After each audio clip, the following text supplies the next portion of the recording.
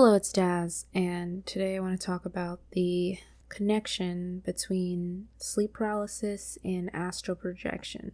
Sleep paralysis has become something that more and more people are increasingly aware of. It's been around since the beginning of time. Science explains it as being stuck between being in a dreamlike state and being awake. You wake up, you can't move, but your mind is still in this hazy state, so it has hallucinations where people hear and see things.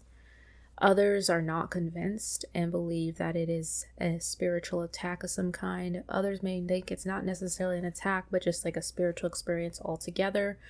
And I've heard many accounts and tales. I myself have had experiences with it since the age of 12. And for those who connect it to astral projection, often say that if you get past the horrific sensations, you'll actually feel as if your soul and your body are separating. And if you allow it to take place, you can actually astral project or have out-of-body experience, or OBE, in which you're able to leave your body and float around the astral realm and see things you wouldn't normally see. I've heard horror stories of astral projection gone wrong. One I heard on TikTok, it was a guy giving his testimony on why he does not astral project. He said he got the idea because he had been getting into like psychics, and this lady had given a technique to contact your guardian angel, which led him to have a out-of-body experience. And he claims while he was out of his body, he saw himself floating over these buildings, and there was all these people down below, and suddenly they all started to look up at him, and when he realized their faces, he realized they weren't actually people, but some kind of creatures. They were demonic and monstrous. And so he used that same technique he used to get out of his body back into his body. With that being said, I wanted to weigh in from my own personal experience and theories I've gathered. So that experience he talked about where he saw faces that did not look human, even though they appeared to be human. I've had similar experiences, not with out-of-body experience, but with dreams.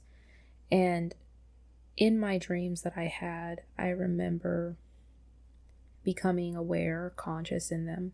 And then as soon as I looked into an individual's eyes within the dream, that's when I would realize that they weren't quite a person. It's when I could actually see their features weren't human. And it's almost as if when I looked into their eyes, they also became aware that I was aware. And that's when the dream would always go horrible, and I would end up having a nightmare instead of a regular dream, and I usually wake up in sleep paralysis. And so there's lots of ideas about when you're sleeping, if your soul leaves your body or not. Is it just your subconscious playing out ideas? And I do believe personally that we are having some kind of spiritual experience every time we dream, and our soul is awake while our body is resting. And sometimes within our dreams we are interacting with spirits.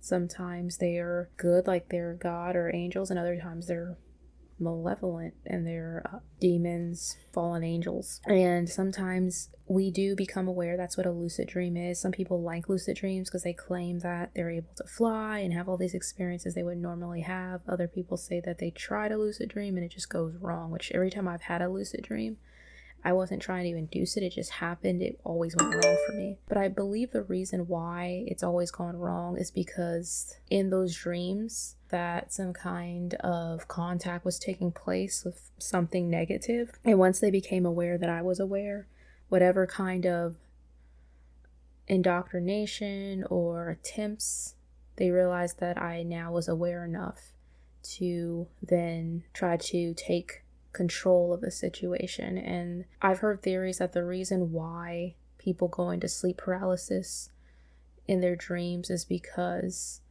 it's actually a defense mechanism. If you've ever seen the movie Insidious, where he's astral projecting and the spirits actually want his body, it's almost like your body is trying to call out to your soul to come back to it.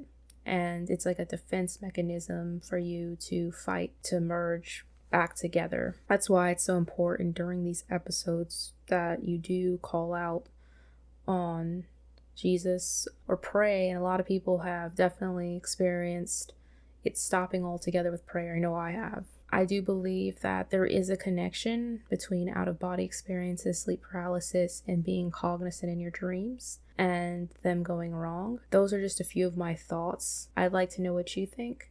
I hope you found this video insightful. Have a wonderful rest of your day. Take care and God bless. Until next time.